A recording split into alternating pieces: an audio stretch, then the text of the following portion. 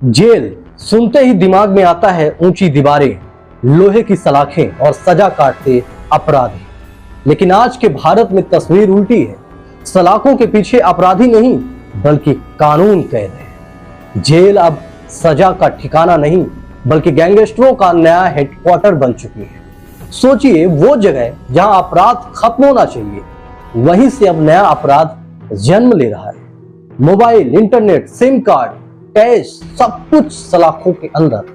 और उन सबसे लैस गैंगस्टर जैसे किसी एयर कंडीशन ऑफिस में अपना क्रिमिनल साम्राज्य चला रहे हैं।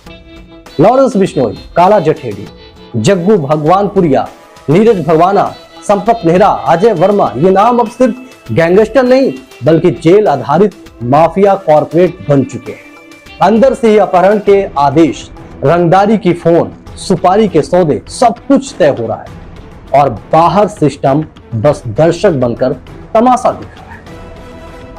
अब ताजा मामला बिहार का ही देख लीजिए। एक बड़े कारोबारी गोपाल खेमका की दिन दहाड़े हत्या कर दी।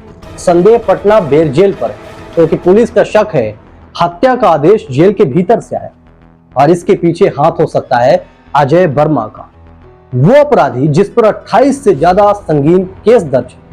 आप सोचिए, जिस जगह अपराधियों को बंद कर सुधारने की उम्मीद थी, वो अब उनके लिए सुरक्षा कवच बन गई। जेल का गार्ड बाउंसर की तरह पहरेदारी करता है। सीसीटीवी, डर, दबाव, कुछ नहीं। जेल प्रशासन से पूछिए मोबाइल कैसे आया, जवाब हमें पता ही नहीं।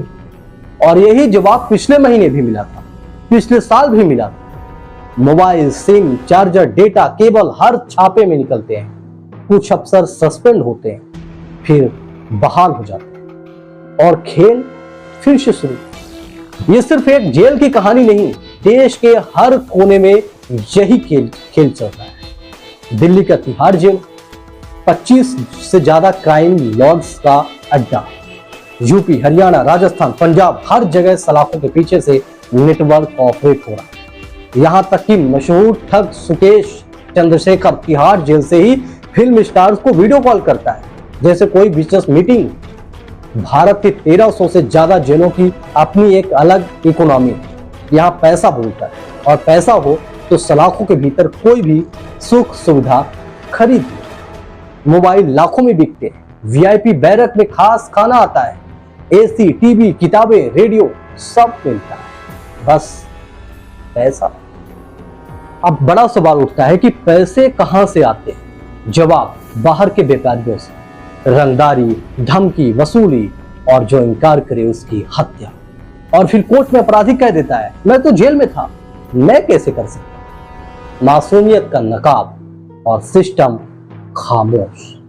नए कैदियों को भी गैंग में खींच लिया जाता है। पहली बार जेल आया कोई डरा सहमा लड़का, गैंगस्टर उसे छोटे छोटे फायदे दिलाते हैं और धीरे धीरे वो भी उसी गैंग का हिस्सा बन जाते हैं।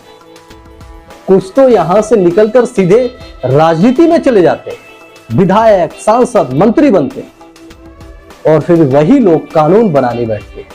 आपको पता है, पिछले लोकसभा चुनाव में 46% सांसदों पर क्रिमिनल केस थे और 31% पर हत्या, बलात्कार, अपहरण जैसे गंभीर आरोप। तो सोचिए, अगर जुर्म बाहर हो रहा है और उसका आदेश सलाखों के अंदर से आ रहा है, तो असल में कैद कौन है, अपराधी या फिर कानून? इसलिए अब वक्त है कि गैंगस्टरों को हीरो समझना बंद किया जाए। जो लोग लॉरेंस बिश्नोई जैसे अपराधियों को आइडल मानते हैं, समझ लीजिए कि आप समाज को अंदर से खोखला कर रहे हैं। जहां अपराध को तालियां मिलती हैं, वहां इंसाफ का कत्ल होता है। और अगर हमारी जेल ही सुरक्षित नहीं तो हम और आप और ये देश आखिर कैसे सुरक्षित है, ये अपने आप से पूछिए। फिलहाल इजाजत दीजिए, अगली स्टोरी के साथ फिर से मिलेंगे। धन्यवाद।